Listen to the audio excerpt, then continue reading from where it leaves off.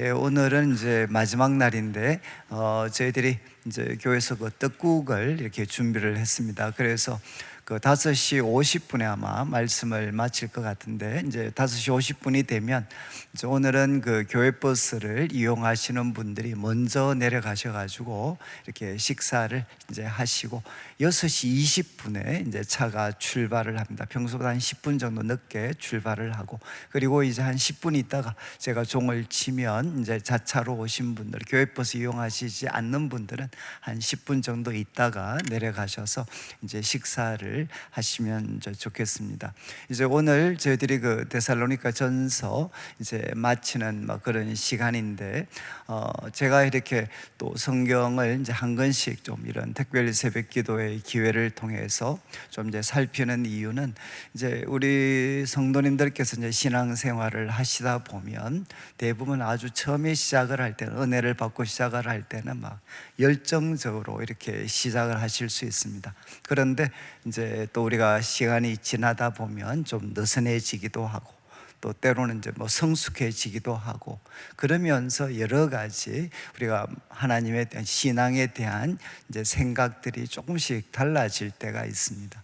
그러면 이제 어느 것이 이렇게 합리화를 시키는 거고, 또 어느 것이 이제 성숙이고, 참 이렇게 혼란스러울 때가 이렇게 많이 있습니다. 많이 있는데, 그런데 이제 결국 우리 성도들께서 자기 자신이나 또 교회에 대해서 바라볼 때 이제 이런 그 변하지 않는 기준은 사실은 이제 말씀입니다. 말씀. 변하지 않는 기준인 이 하나님의 말씀을 통해서 이제 성도들이 자기 자신을 살피고, 또 우리 교회를 이렇게 살피고, 또 세상과 관련된 자신의 삶의 태도를 이렇게 살펴서 이제 새롭게 하는 것이 사실 가장 좋은 그런 모습들입니다.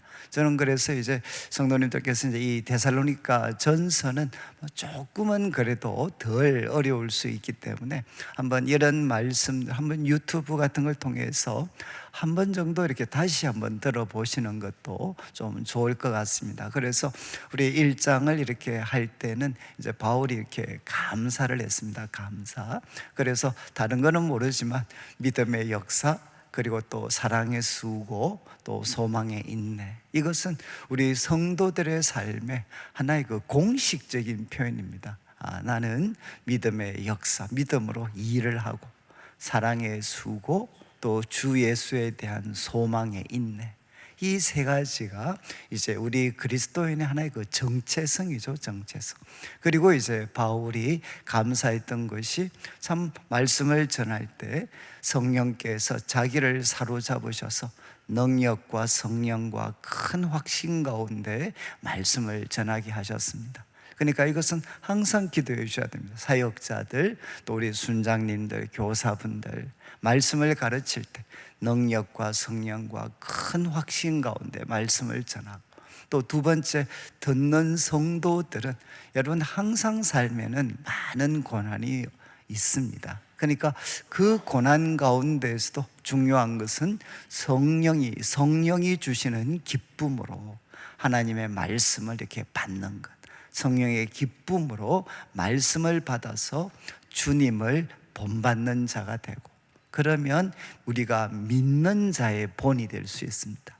믿는 자의 본이 되고, 그리고 이제 바로 우리들로부터 믿음의 소문을 통해 주의 말씀이 우리가 살고 있는 지역, 이웃에 울려 퍼지게 되는 것. 믿음의 소문이 울려 퍼지는 성도, 또 그런 교회. 이것 때문에 바울이 이제 감사를 했습니다. 항상 우리 교회가 이렇게 유지해야 될 모습이 되겠죠. 그리고 이제 2장에서는 사도 바울께서 자신의 사역이 헛되지 않았다라는 것을 이야기하면서 세 가지 자신의 정체성입니다. 나는 말씀, 복음의 청지기로서 하나님을 기쁘시게 하는 사역자가 되려고 노력을 했고, 그리고 또 돌보는 어머니, 유모라고 되어 있지만 돌보는 어머니처럼 바로 성도들을 사랑을 했습니다. 사랑. 그리고 세 번째는 이제 아버지처럼 이제 수고하고, 그리고 본을 보이고, 삶의 본을 보이고, 그리고 이제 그들을 가르쳤습니다. 말씀으로 가르쳤습니다. 그러니까 바울은 이렇게 성도들을 섬겼다라고 고백을 했고, 그리고 이제 또 성도들에게는 바로 그 하나님의 말씀을 기쁨으로 받아서 그 말씀이 그들 가운데 역사하고 있다. 그리고 이제 말씀이 역사해서 많은 환란이 있었지만 기꺼이 이제 이 땅을 사는 성도들에게는 이 고난이라는 것은 피할 수가 없습니다. 그러니까 주의 교회, 고난 가운데 있는 주의 교회, 주님의 몸된 교회에 바로 동참하는, 본받는 자들이 되었다. 그러니까 정말 말씀이 그 고난 가운데 있는 성도들 가운데도 역사하고 있었습니다. 역사. 그리고 이제 바울은 고난 가운데 있는 성도들을 향해, 자기는 갈 수 없었죠. 그렇지만 가려고 최선을 다해서 노력을 했고, 그렇지만 좌절이 됐습니다. 그렇지만 이제 성도들을 향한 자신의 마음을 어떻게 표현했느냐? 성도들은 누군가? 바로 주님 앞에 섰을 때 나의 기쁨, 나의 영광, 나의 자랑의 면류관, 그들은 누구냐? 바로 너희들이다. 너희는 누군가 하면 나의 영광이고 나의 기쁨이다. 그러니까 우리 특별히 우리 순장님이나 또 교사분들이나 또 사역자들에게 우리 성도님들은 누구인가? 바로 그분들이 주님 앞에 섰을 때 우리의 영광이 되고 기쁨이 되고 또 자랑의 면류관이 되게 됩니다. 그리고 이제 3장에서는 사도 바울이 디모데를 보내고 또 디모데가 좋은 소식을 가져왔을 때, 그때 이제 바울이 내가 이제는 참 숨을 쉬겠다. 내가 이제는 살겠다. 그리고 그가 위로를 받습니다. 하나님이 주시는 위로를 받고, 그 다음에는 감사를 합니다. 감사. 그리고 감사를 한 다음에는 이제 성도들을 위해서 기도하죠. 기도. 하나님께서 길을 열어주시도록, 직행할 수 있는 길을 열어주시도록, 그리고 성도들이 거룩할 수 있도록, 거룩한 삶을 살 수 있도록, 그리고 또 사랑이 넘칠 수 있도록 바울은 그들을 위해서 기도했습니다.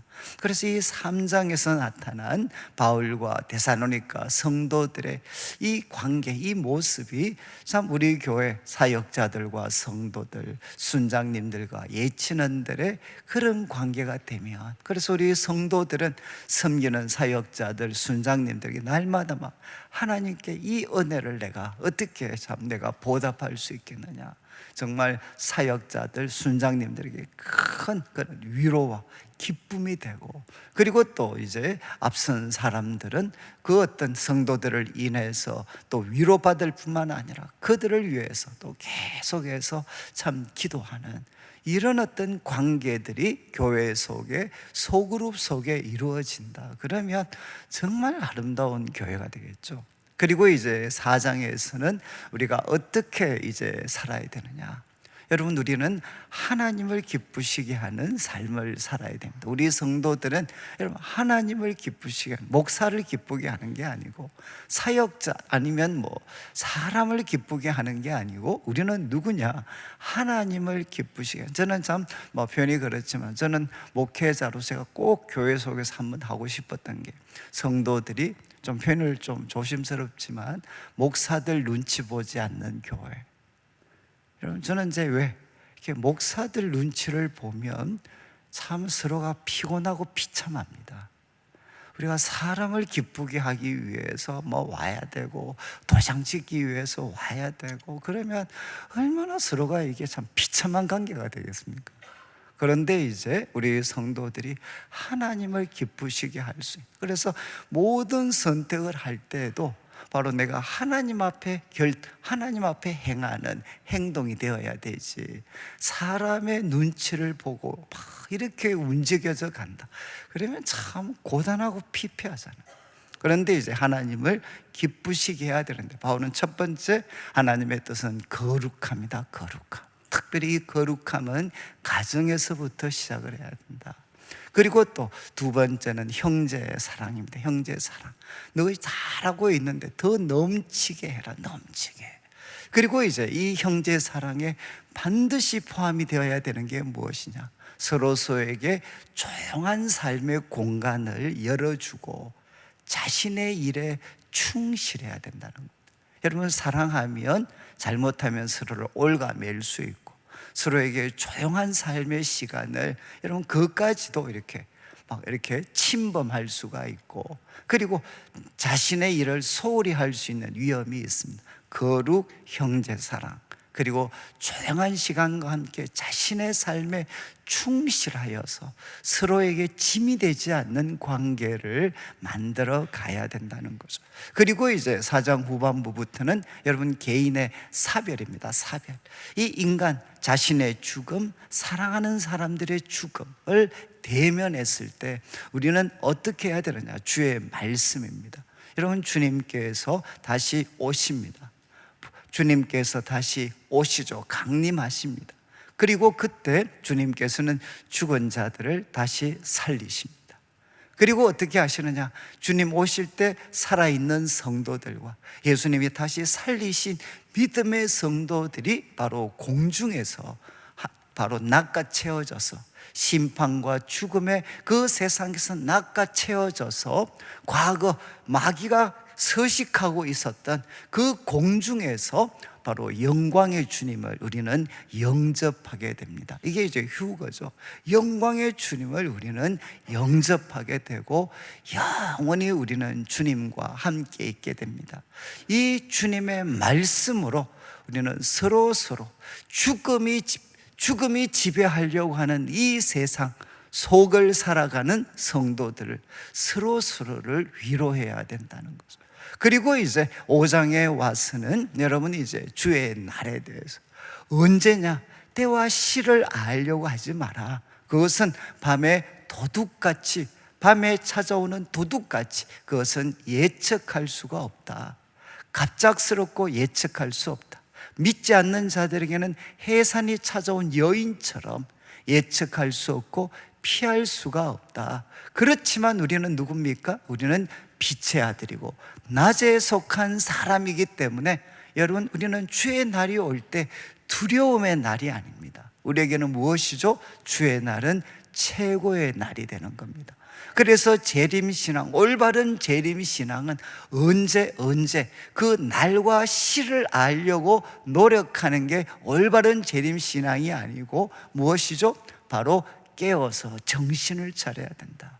첫 번째는 깨어서 정신을 차리고 믿음, 사랑, 그리고 소망으로 영적인 무장을 해야 된다는, 믿음, 소망, 사랑의 삶을 우리가 살아가야 된다. 이렇게 바울은 도전을 했습니다. 그러면서 이제 마지막 교회는 가르침과 함께 서로 사귀는 공동체입니다. 그래서 교회에서 우리는 어떻게 살아가야 되는가? 첫 번째는 우리 앞선 영적인 지도자들을 귀하게 여겨야 된다.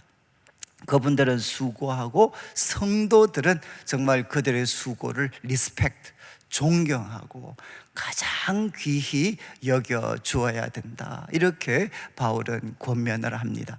그리고 나아가서 이제 교회 속에는 언제나 문제를 가지거나 또 문제를 일으키는 성도들이 있습니다. 여러분, 문제를 일으키는 게으른 사람들, 정말 반항적이고 그리고 이제 게으른 사람들, 그래서 문제를 일으키는 사람들에 대해서는 우리가 단호하게 정말 그들을 권해야 됩니다.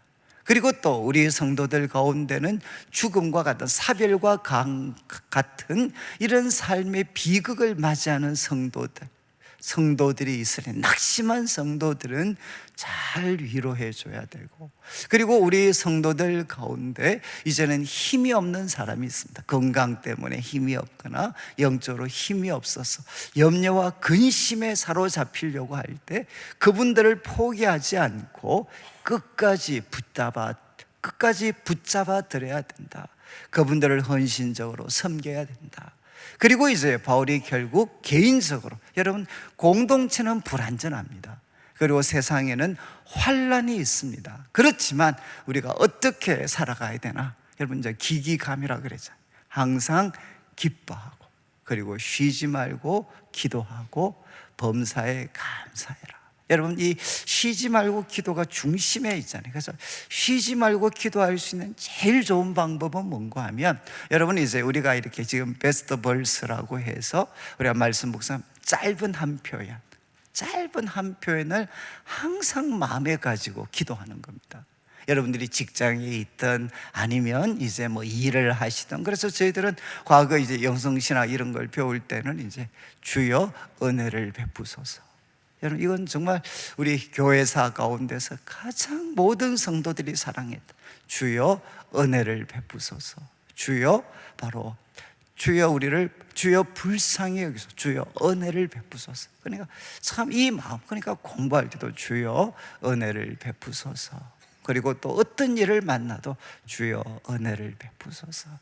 그래서 매 순간마다 이 기도를 바로 우리 영혼에 담아서 일하고 쉬고 공부하고 할 때도 매 순간마다 주여 은혜를 베푸소서. 그리고 오늘 우리에게 주신 말씀이 있으면 그 말씀 붙잡고 하나님 믿음, 소망, 사랑의 사람이 되게 해주십시오. 어떤 상황을 만나도 하나님 믿음, 소망, 사랑, 이것을 마음에 새기면서 매 순간 말씀을 가지고 하나님께 구하는 마음으로 여러분들이 한번 매 순간 한번 대해 보시죠. 그러면 어떻게 되나?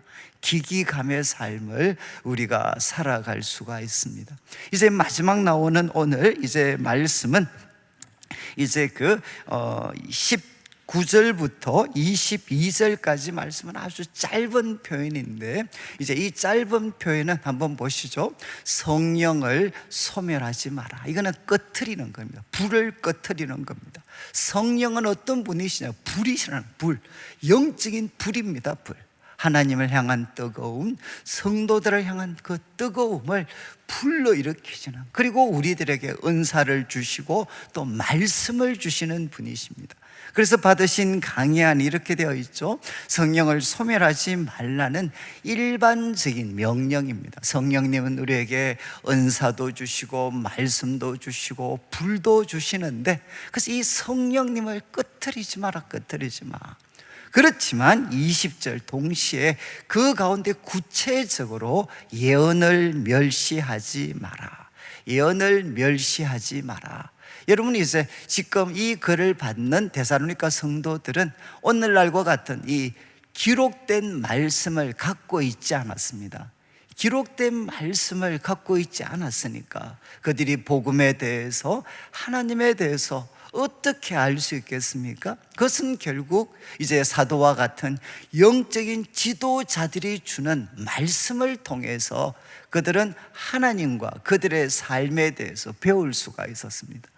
그런데 성령의 그런 감동 속에 주어진 예언, 그런데 그 예언에 대해서 균형 잡힌 두 가지의 태도죠.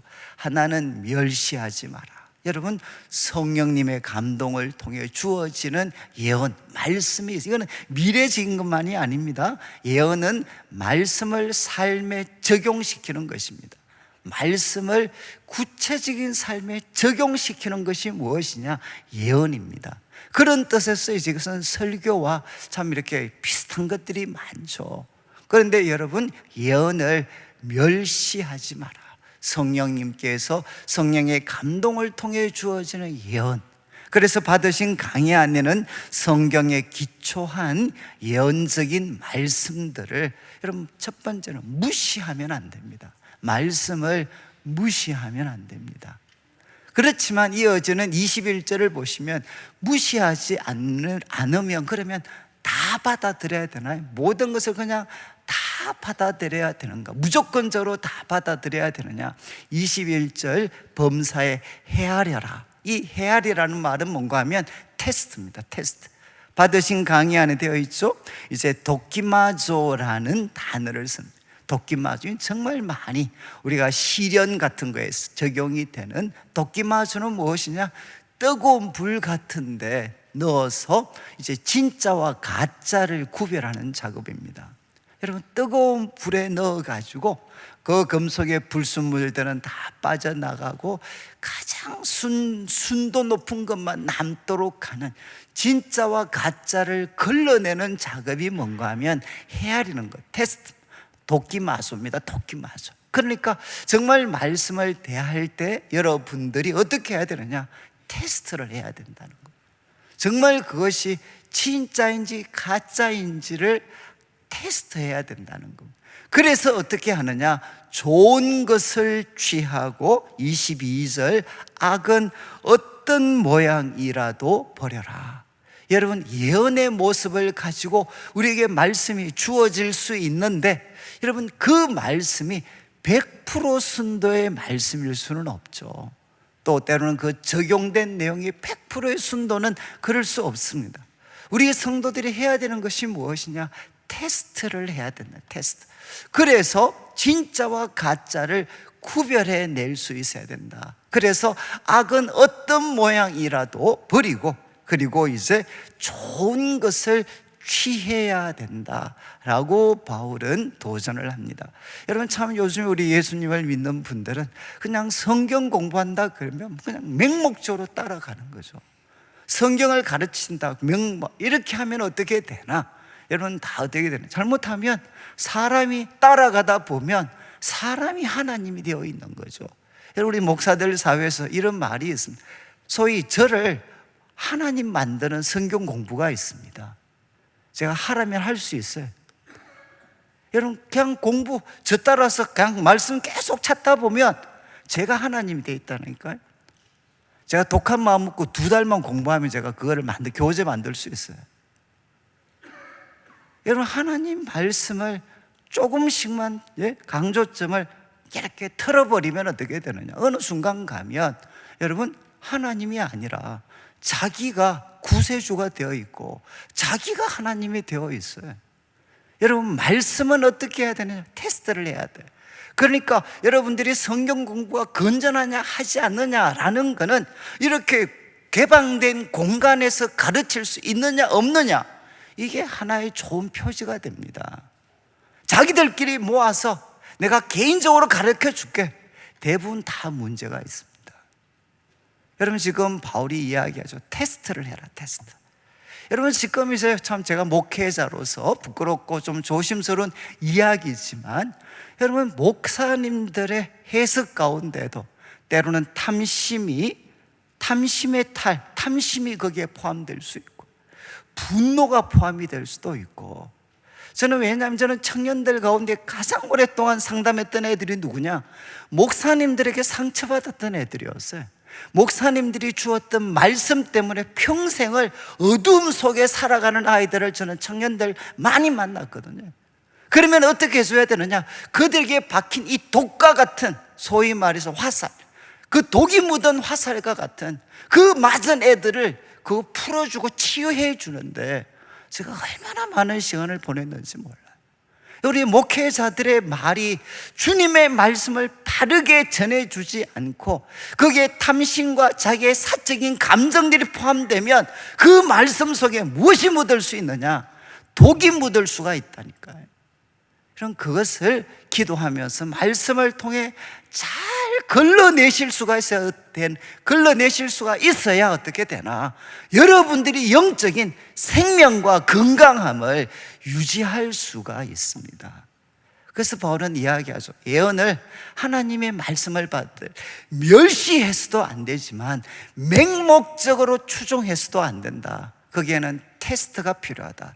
영적인 분별이 필요하다. 그래서 좋은 것은 취하고, 누가 봐도 하나님의 뜻에 부합되는 좋은 것은 취하고 그렇지 못한 것은 버려야 된다는 거예요.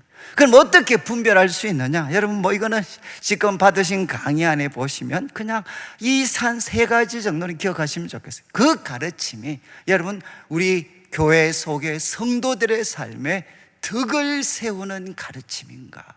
정말 그 말씀, 그 이야기가 바로 내 삶에, 그리고 성도들, 우리 교회 공동교회 속에 덕을 세우는 건가, 그렇지 못한가? 여러분, 이거 분별을 해보면 여러분들이 판단할 수 있습니다. 목사님들이 성경을 가지고 이야기한다고 해서 여러분, 그게 다 하나님의 말씀, 그리고 주님이 주시는 예언의 말씀 아닙니다. 얼마든지 성경을 이상하게 해석할 수 있어요. 성경 구절 이용한다고 해서 100% 그게 순수한 하나님의 말씀 아닙니다. 제가 여러분들에게 하나씩 설명을 하는 이유가 무엇이죠? 그냥 성경은 문맥 속에서 보지 않고 이 한 구절만 떼서 보면 정말 말씀을 이상하게 사용할 수가 있습니다.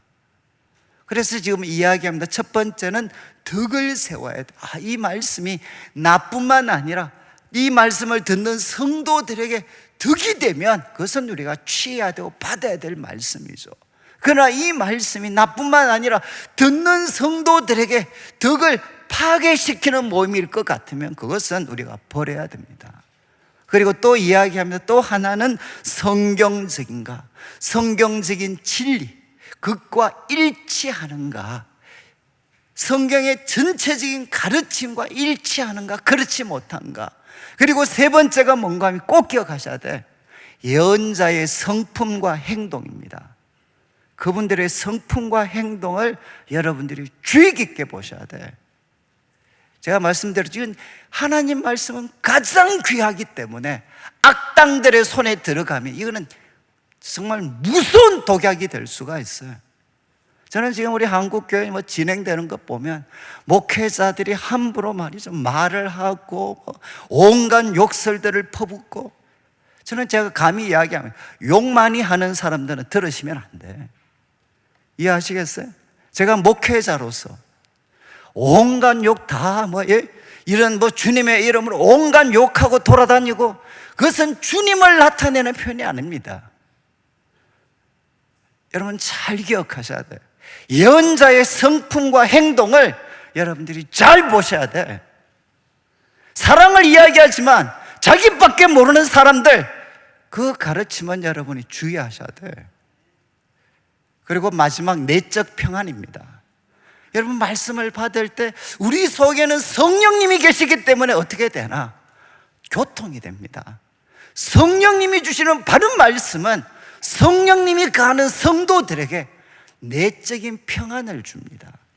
그러니까 이 네 가지 정도 기준을 갖고 여러분들이 한번 그렇게 테스트의 과정을 거치게 되면, 그래서 악은 버리고 선을 취하는 삶이 되어야 된다는 거죠. 그리고 이어지는 이제 23절은 바울의 마무리인데, 한번 보시죠.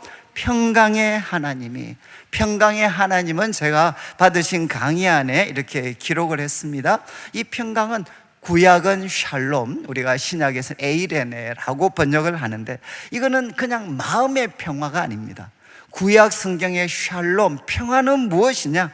소위 하나님이 사람에게 주시고 싶으셨던 가장 아름다운 세상, 가장 이상적인 세상, 정말 우리 주님께서 사람에게 주셨고 그리고 앞으로 주시기를 원하시는 가장 이상적인 세상을 바로 샬롬이라고 해요. 평화, 샬롬입니다.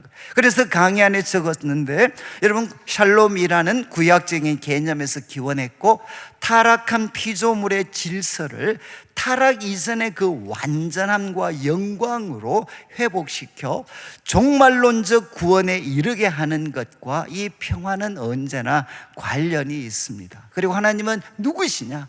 이 참된 평화, 나의 평화뿐만 아니라 참된 이 세상 가운데 하나님이 꿈꾸시는 그 아름다운 세상을 만드실 수 있는 분은 바로 하나님이시고, 하나님은 이것을 원하신다는 거죠. 그래서 이 평강의 하나님은, 제가 거기에 참고 구절을 많이 좀 적어놨는데, 바울이 서신을 마무리할 때마다 이 평강의 하나님이라는 표현을 정말 즐겨 사용을 했습니다. 우리 로마서 15장 33절 한번 보시죠. 로마서가 마무리될 때 평강의 하나님께서 너희 모든 사람과 함께 계시리라. 여러분 개인, 공교회, 이 세상에 참된 평화를 만드시는 그 하나님께서 너희 모든 사람과 함께 있을지어다. 그리고 또 이제 16장 20절, 이거는 이제 여러 명 사람들에게 인사한 다음 이렇게 마무리합니다. 평강의 하나님께서 속히 사탄을 너희 발 아래 상하게 하실 것이다. 그리고 빌립보서 4장 9절도 한번 보시죠. 너는 말씀을 마무리를 하면서 내게 배우고 받고 듣고 본바를 행해라. 그리하면 평강의 하나님이 너희와 함께 계시리라. 그리고 데살로니가 후서 3장 16절도 한번 보십시오. 평강의 주께서, 제일 유명하죠. 평강의 주께서 친히 때마다 일마다 너에게 평강을 주시고 주께서 너희 모든 사람과 함께 계시기를 원한다. 정말 사도 바울이 서신을 마무리하면서 가장 즐겨 사용했던 표현, 평강의 하나님. 여러분의 삶을 참된 평화로 만드실 수 있는 그 하나님께서 너희와 함께 있기를 원한다. 그런데 이 평강의 하나님께 기도하는 내용은 무엇이냐? 여러분 23절 한번 보시죠. 23절에 바울이 이렇게 기도를 합니다. 기도의 내용은 결국 무엇이냐? 거룩입니다. 거룩. 바울이 평강의 하나님께서 너희들을 거룩하게. 그런데 거룩에 대해서 두 가지 표현이 사용되는데 온전히 거룩하게 하시고, 이 온전히는 결국 강해안을 보시면 하나님의 기준, 여러분 하나님의 기준에 우리 성도들이 부합되게 거룩해지는 것입니다. 하나님의 그 놀라우신, 우리를 향하신 그 놀라운 기준에 여러분의 삶이 완전히 부합되는 것, 이게 온전히 거룩한 겁니다.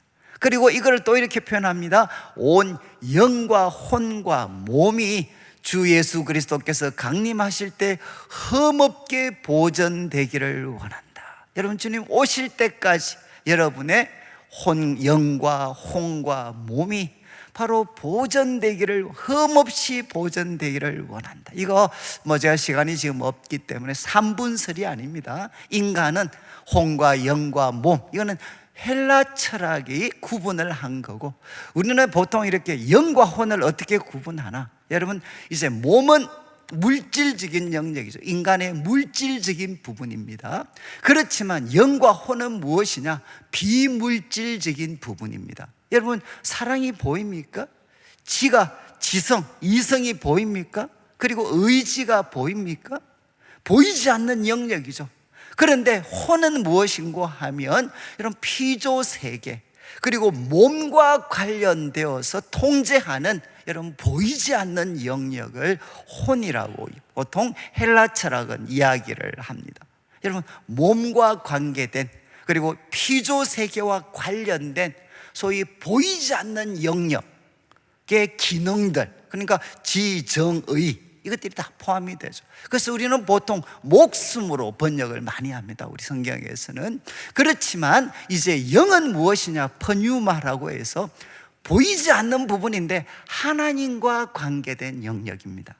하나님과 관계된 영역, 기능, 이것이 바로 영으로 구분을 하는데, 그런데 지금은 이제 이렇게 따로 혼과 영을 구분하기보다는 영혼이라고 통합적으로 보통은 사용을 합니다. 여러분 그래서 몸은 우리 몸의 바로 물질적인 영역이고, 영혼은 무엇이겠습니까? 보이지 않는 바로 우리 부분이죠. 보이지 않는 부분. 그런데 하나님과 관계를 맺고 피조 세계와 관계를 맺는 보이지 않는 부분까지도 어떻게 되느냐? 하나님 보실 때 흠없게 보존되기를 원한다. 여러분 이게 바울의 마지막 기도 제목입니다.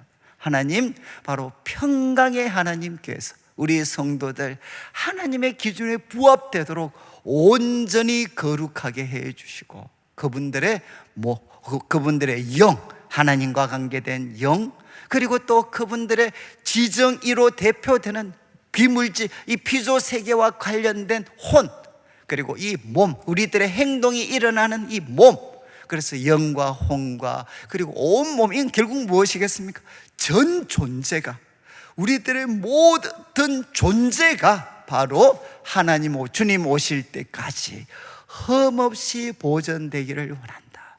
생각과 하나님과 소통하는 부분과 몸으로 행동하는 모든 부분까지도 하나님 보실 때 흠없이 보존되기를 원한다. 거룩을 위한 기도. 그래서 이게 우리 모두의 기도가 되어야 되는 거죠. 하나님, 우리 성도들, 바로 또 저가 하나님의 기준에 부합되게 온전히 거룩하게 하시고, 저의 여러분 영도, 저의 혼도, 저의 몸도 바로 주님 오실 때까지 흠없이 보존되게 해 주십시오. 이렇게 바울은 기도를 했고 24절 이렇게 교훈합니다. 여러분 24절에 참 이런 표현을 덧붙이고 있는데 24절 너희를 부르시는 이는 미쁘시니 바로 믿을 만한 분이십니다. 우리를 부르신 분은 믿을 만하신 분이기 때문에 그분이 반드시 이루실 것이다. 그래서 제가 참고 구절을 하나 두 개 기록을 이렇게 해 놓았는데 우리 참고 구절을 한번 이제 보시면 참고구 2장 12절과 4장 7절 한번 제가 안 드렸을 수도 있는데 2장 12절은 뭐 이렇게 되어 있습니다. 자기 영광, 자기 나라에 이르게 하시는 분, 우리를 거룩에 이르게 하시는 분. 하나님은 누구신가? 우리를 부르신 분은 미쁘신 분이시기 때문에 그분이 바로 이루실 것입니다. 그리고 마지막 25절에는 바울이 기도를 부탁을 합니다. 기도. 바울이 우리를 위해 기도해 달라. 여러분 바울이 이때까지 기도했잖아요. 데살로니가 성도들을 위해서. 그런데 바울은 또 자기를 위해 기도해 달라고 요청을 합니다. 여러분 기도는 상호적이어야 됩니다. 그래서 가끔 저한테 기도를 부탁을 하시는 분들이 있는데 양심이 있으시면 오실 때 저를 위해서 한 5배 정도 기도하고 저한테 오셔서 제가 이제 기도할 수 있도록 이렇게 해야 좀 공평하지 않겠어요? 자기는 한 번도 기도 안 해주다가 저한테 기도 받는데 이거는 제가 볼 때는 이게 성경적이 아닙니다. 여러분 기도해드리고 기도를 받고 기도해드리고 기도를 받고 이것이 성도들의 가장 아름다운 관계죠. 그리고 26절을 보시면 거룩하게 입맞춤으로 모든 형제에게 문안해라. 이거는 문화적으로 성도들이 사랑을 표현하는 방법은 다양할 수 있죠. 초대교회는 이제 그 당시 문화였으니까. 그런데 그 앞에 여러분 뭐라고 되어 있습니까? 거룩한 입맞춤으로. 여러분 우리는 한국 사람은 주로 악수를 많이 하잖아요. 그러면 거룩한 악수로 뭐 이런 뜻입니다. 거기에 하나님이 기뻐하시 하나님의 사랑하는 마음을 담아서 하나님이 주시는 사랑을 담아서 거룩한 입맞춤, 거룩한 악수 아니면 거룩한 포옹으로 모든 중요한 단어는 모든 형제에게 문안해라. 아시겠죠? 내한테 이렇게 정말 제가 뭐 받아들이기 좋은 분만 악수하지 말고 마음이 힘이 들고 보는 게 어려운 분들도 모든 형제에게, 거기에는 차별과 편파성이 없어야 된다. 모든 형제에게 문안해라. 모든 형제에게. 그리고 27절을 보시죠. 27절을 보시면 내가 주를 힘입어 너희를 명령한다. 이게 참 재미있죠. 계속 우리 그러다가 27절은 뭐가 등장합니까? 내가. 이 바울의 친필이죠. 내가. 이때까지는 대리인을 바울이 불러주고 편지를 기록했던 이 부분에서는 바울이 자기가 기록합니다. 내가 주를 힘입어 명하는데 모든 형제에게 이 편지를 읽어주라. 이 편지가 여러분 기쁨이 되는 성도뿐만 아니라 이 편지가 부담이 되는 성도들도 있겠죠. 그분들에게 다 이 편지, 모든 형제에게 이 편지를 읽어줘라. 여러분 신앙에 대해서 교회 가운데 교회에 대해서 우호적인 사람도 또 부정적인 사람들도 여러분 하나님 말씀은 다 같이 들어야 돼요. 그래서 여러분들이 때로 신앙생활을 할 때 교회에 대해서 기쁜 마음이 있는 분도 있고 또 때로 불편한 마음이 있는 분들도 있습니다. 그러나 여러분들의 마음이 불편하든 그렇지 않든 우리 모두가 그리스도인으로서 해야 될 가장 중요한 일은 무엇이냐? 같이 말씀을 듣는 겁니다. 여러분 같이 이 편지를 모든 형제에게 읽어줘라. 그리고 28절 이렇게 교훈합니다. 우리 주 예수의 은혜가 너에게 있을지어다. 여러분 1장 1절이 무엇입니까? 1장 1절 바울이 바로 1장 1절에 뭐라고 표현이 되어 있어요? 한번 보시죠. 1장 1절에 바울 실로아노 디모데는 바로 예수님의 바로 교회 편지하는데 무엇을 빌어줬습니까? 은혜와 평강이 너에게 있을지어다. 이거는 성경입니다. 다 바울 서신의 공통점, 은혜로 시작해서 은혜로 끝나는 것입니다. 여러분 우리 성도들의 삶에 가장 중요한 것은 무엇이냐? 그것은 바로 은혜입니다. 은혜. 언제나 우리 모두에게 필요한 것은 주 예수 그리스도의 은혜. 이 은혜가 우리 성도들에게 넘치게 되시기를 주님의 이름으로 축원합니다.